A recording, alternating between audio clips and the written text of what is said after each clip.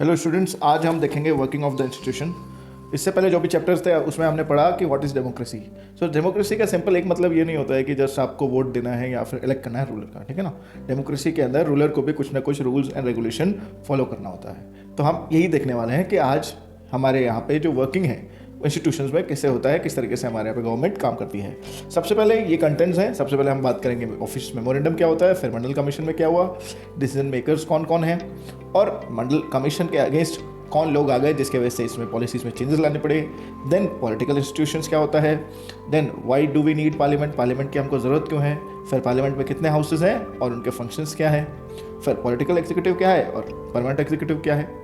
Permanent के अंदर political executive और परमानेंट दोनों है, तो फिर प्राइम मिनिस्टर और कैबिनेट मिनिस्टर क्या होता है, प्रेसिडेंट क्या होता है, और जुडिशरी, सुप्रीम कोर्ट और हाई कोर्ट, इसके बारे में हम लोग इस चैप्टर में पढ़ने वाले हैं। तो चलिए स्टार्ट करते हैं। सो this is the copy of office memorandum. Office memorandum is a communication, या फिर सीधी बात कहें तो एक डिसीजन है या फिर गवर्नमेंट का आदेश है, ठीक है ना, decision taken by the government, जो कि रिटर्न फॉर्मेट में सर्कुलेट किया जाता है, जिसे कहा जाता है office memorandum. Now in 1979 Mandal commission को अपॉइंट किया जाता है। मंडल कमीशन कौन है? मंडल कमीशन एक कमिटी जिसको अपॉइंट किया गया ताकि कुछ बैकवर्डनेस या फिर क्लास जो हमारे यहाँ पे इंडिया में थे उनको किस तरीके से अपलिफ्ट किया जाए। तो उनका एक सजेशन था जो कि लास्ट पॉइंट है। इन्होंने बोला था कि 27% गवर्नमेंट जॉब के लिए रिजर्वेशन देना चाहिए और एक अलग सेक्शन बना देना चाहिए जिसको कहा जाएगा socially and educationally backward class है, इकोनॉमिकली यहाँ पे नहीं था, ठीक है ना।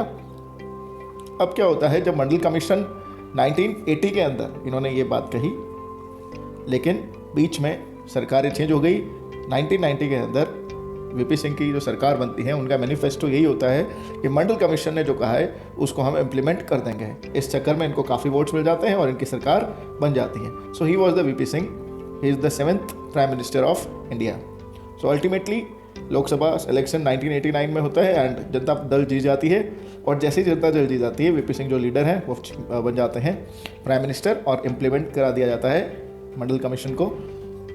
अब मंडल कमीशन डिसीजन तो ले लिया है गवर्नमेंट ने, ठीक है ना, और किस तरीके से लिया है, पार्लियामेंट के अंदर जो बात है उसको डिस्कस किया गया है लोकसभा और राज्यसभा में, और पार्लियामेंट के अंदर जो प्राइम मिनिस्टर है उसी को मेजॉरिटी मिली है, तो ultimately decision will be taken by the prime minister.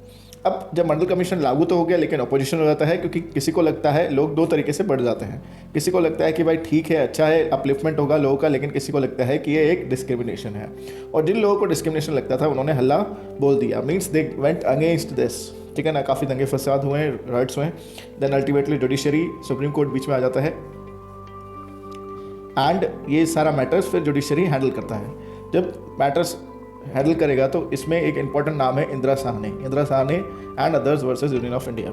Last में जो सुप्रीम कोर्ट है उसका वर्डिक्ट आता है कि इसके अंदर से एजुकेशनल बैकवर्ड को हटा दिया जाए और ओबीसी नाम दे दिया जाए इसको। अब why do we need political institutions, हमें पॉलिटिकल इंस्टीट्यूशंस की ज़रूरत क्यों है? ताकि डेमोक्रेसी रहे। अब डेमोक्रेसी कैसे रहेगी? 3 अलग अलग ब्रांचेज हैं, ठीक है ना। जो पावर्स हैं हमने 3 अलग अलग ब्रांचेज में डिवाइड कर दी हैं, legislature, executive and judiciary. Legislature who makes the law, executive who execute the laws, and judiciary who check, who properly give a check whether the laws are implemented properly or not, और जो भी dispute होगा उसको judiciary ही handle करेगा। ये एक और मैंने दे दिया है आपको, that this triangle denotes the equality of these institutions. Now why do we need parliament? Simple, to make laws, to control over the government, to control over the money matter. अगर money budget parliament में पेश किए बिना ही सरकार अगर करती है कुछ भी उसमें, तो लोगों को पता नहीं चलेगा, रिप्रेजेंटेटिव्स को पता नहीं चलेगा कि क्या हो रहा है, क्योंकि लोग डायरेक्टली वो नहीं जा सकते, डायरेक्टली सब लोग लीड नहीं कर सकते। So we are having representative, this representative chooses the prime minister और chief minister at the state level. So money matter पूरा डिस्कस किया जाता है पार्लियामेंट में, फिर उसको आगे इम्प्लीमेंट किया जाता है। वैसे ही हाईएस्ट फॉर्म ऑफ डिस्कशन होता है, डिबेट होता है, और डिस्कशन और डिबेट से एक अच्छा ही लॉ बनता है, ठीक है। इसलिए we need parliament. Now parliament and legislature. Now legislature यहाँ पे है लेजिस्लेटिव असेंबली, ठीक है। पार्लियामेंट अगर हम बात करें तो पूरी कंट्री के बिहाफ पे पूरा जो हमारा नेशन है वहाँ पे एक असेंबली है जिसे हम बोलते हैं नेशनल असेंबली, जिसे हम भारत में कहते हैं पार्लियामेंट। और स्टेट के अंदर वैसे ही इलेक्टेड रिप्रेजेंटेटिव बॉडी होती है जिसे हम बोलते हैं लेजिस्लेटिव असेंबली, विधानसभा, ठीक है। चलिए, now there are 2 houses in the parliament, that is Lok Sabha and Rajya Sabha. कहीं पे इसको चेंबर्स भी कहा जाता है, हाउसेस भी कहा जाता है, हम सभा कहते हैं। तो one house is usually directly elected by people and exercise the real power, that is Lok Sabha.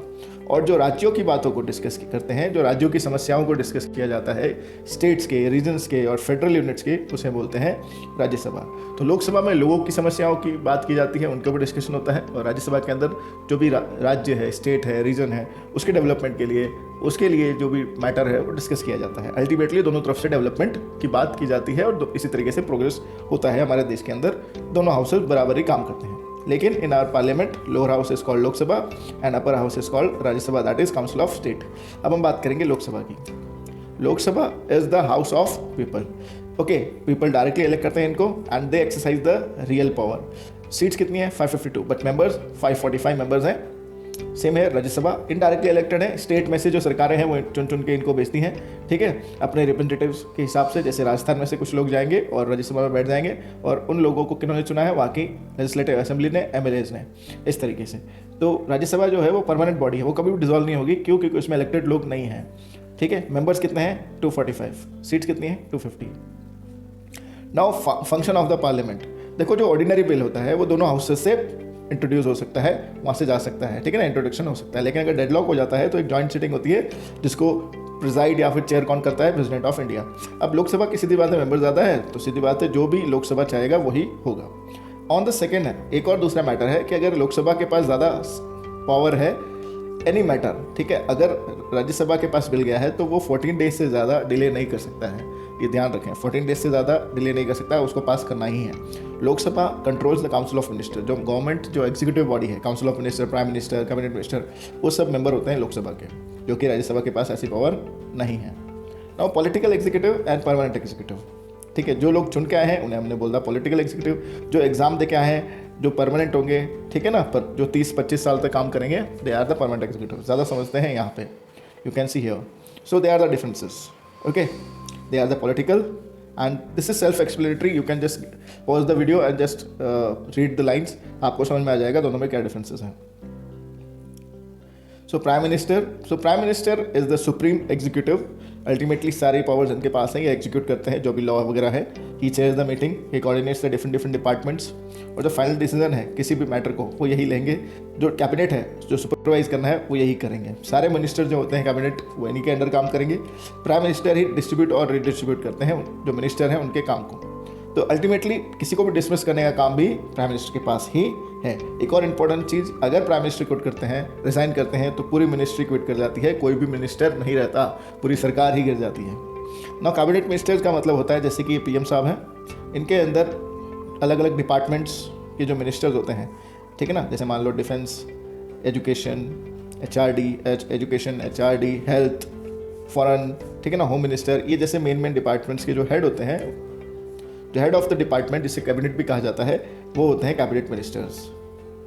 अब इनके नीचे एक और मिनिस्टर होंगे जिसको हम बोलते हैं मिनिस्टर ऑफ स्टेट, ठीक है, जो कि इनके असिस्टेंट के लिए होते हैं या फिर इनको हेल्प करने के लिए होते हैं। देखते हैं विस्तार से, समझते हैं क्या है।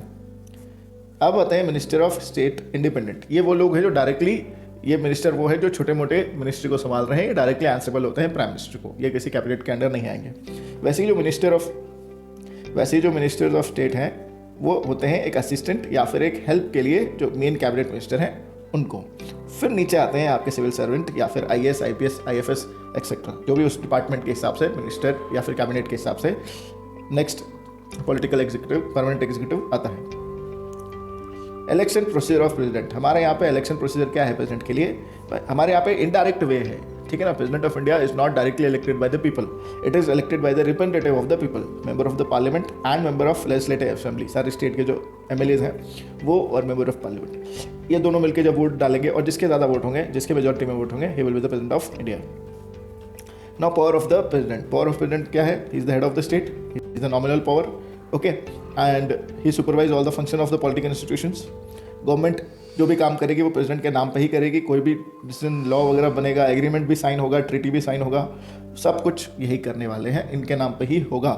He is also the supreme commander of the defence forces and all the appointments, जो भी इंपॉर्टेंट अपॉइंटमेंट्स हैं, जैसे chief justice of India, election commissioner, attorney general, ये सब जो भी बड़ी बड़ी पोजीशंस हैं उनको अपॉइंटमेंट यही देते हैं। लिमिटेशन क्या है? लिमिटेशन का मतलब होता है नेगेटिव पॉइंट, ठीक है ना। इनकी कमजोरी क्या है? सीधी बात है, नॉमिनल हेड है, ठीक है ना, क्योंकि इनको सिर्फ एडवाइस पे काम करना है काउंसिल ऑफ मिनिस्टर के। तो अल्टीमेटली काम तो कौन कर रहा है, council of minister, prime minister, सिर्फ उनके नाम पे हो रहा है। सो देखो एक बार, और सेकंड पॉइंट बोलता है कि प्राइम मिनिस्टर को अगर कोई काम पसंद नहीं आया या फिर कोई भी ऐसी चीज़ और एडवाइस पसंद नहीं आई काउंसिल ऑफ मिनिस्टर की, तो वो वापस पेपर भेज सकता है करेक्शन के लिए। लेकिन जब सेकंड टाइम उसके पास वही पेपर आ गया है, ठीक है ना, कि मिनिस्टर कहता है कि नहीं सर मुझे तो लगता है ऐसा ही होगा, तो उसको साइन करना ही पड़ेगा।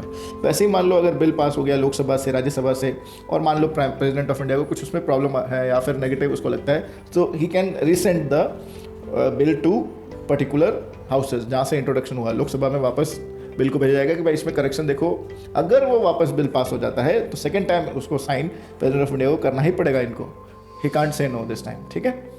Now appointment made by the president of India, कौन से अपॉइंटमेंट है अभी बताया था, chief justice of India, high court का भी जो जज होगा he will appoint that, prime minister and on the prime minister advice he will appoint the governor of the states, election commissioner and ambassador to other countries also appointed by the president of India. When and how does the president exercise the discretion? Discretion का मतलब होता है जब coalition होता है, ठीक है ना। ऐसे सिचुएशन आ गया है कि भाई अब किसकी सरकार ही नहीं बन रही है, तो जिसकी भी सरकार बन सकती है, जो प्रेसिडेंट को लगता है कि भैया एक पार्टी है जिसके 260 सीट हैं लेकिन सरकार बनने के लिए 273 अप्रॉक्स सीट चाहिए, तो इस पार्टी को टाइम दिया जाएगा इसके द्वारा, प्रेसिडेंट ऑफ इंडिया के द्वारा, कि एक हफ्ता, 2 हफ्ता या 3 हफ्ता, मैक्सिमम 1 महीना तो नहीं, मान लीजिए 3 हफ्ते में आपको किसी से भी दूसरी पार्टी से कोलिशन करके, पार्टनरशिप करके सरकार बनानी है। तो जो टाइम देने का जो एक्सरसाइज है वो it is done by the president of India. Now the next topic is meaning of judiciary. Judiciary एक तरीके से हम कहें तो all the courts at a different level in the country are collectively called judiciary. Okay, now it is independent and powerful. ये independent है क्योंकि इसके ऊपर सरकार का जोर नहीं चलता है, और सरकार का जोर नहीं चलता है तो सीधी बात ये पावरफुल है। It is totally independent than all other bodies. Indian judiciary consist of supreme court, high court for the state and district court, and courts at the local level, that is magistrate court, ठीक है, जो छोटा सा होता है जिसे कचहरी भी बोला जाता है। Now power of the judiciary, settlement of the dispute. अगर लोग आपस में लड़ते हैं तो उनका सेटलमेंट डिस्प्यूट का यही कहते हैं। Citizen and government, Indira Sawhney and others versus union of India, हमने अभी जस्ट पढ़ा। कोई 2 स्टेट, जैसे मान लो Karnataka and Tamil Nadu, Kaveri river dispute है तो वो भी डायरेक्ट सुप्रीम कोर्ट लड़ता है। कोई भी स्टेट या फिर यूनियन का अगर केस होता है तो मोस्टली सुप्रीम कोर्ट ही लड़ेगा उसके लिए। Okay, government at the union and state level, ये सारे, अगर मान लो कोई सेंट्रल गवर्नमेंट और स्टेट गवर्नमेंट में भी कुछ डिस्प्यूट हो गया है तो उसको भी सॉर्ट आउट यही करेगा। Now, the judge do not act on the direction of government and according to the wishes of political power. समझ में आ गया, इसलिए फ्री है, free from the legislature. Okay, now it can interrupt the constitution. Constitution में कुछ changes लाने हो तो ये इंटरप्ट कर सकता है, बता सकता है, जिसके ऊपर बिल पारित होगा पार्लियामेंट से तभी जाके चेंजेस होगा, लेकिन इंटरप्ट ही कर सकता है जुडिशरी। जुडिशियल रिव्यू, कोई भी अगर जजमेंट आ गया है तो उसका रिव्यू कराने का काम भी जुडिशरी ही है। जैसे मान लो डिस्ट्रिक्ट कोर्ट से अगर आप संतुष्ट नहीं है, then you can move to the high court, then again you can move to the supreme court, so your decision can be reviewed. So this is what the judicial review is. Guardians of the fundamental rights, you are having 6 fundamental rights and if it is violated you can directly move to the Supreme Court, but you have to mention कि आप high court क्यों नहीं गए। Okay, reasonable answer होना चाहिए उसका। Now the public interest litigation, बहुत सारे लोगों की अगर एक ही समस्या है तो सब मिलके एक साथ अगर कर देते हैं केस सरकार पर, तो that is called public interest litigation because they are hurt. Okay, public interest is hurt by the action of the government. Now prevent the misuse of the government power. Okay, judiciary will check that government is not misusing its power. Now, appointment and removal of the judges. So, who appoints? President of India on the advice of Prime Minister. The senior most judge is called Chief Justice of India.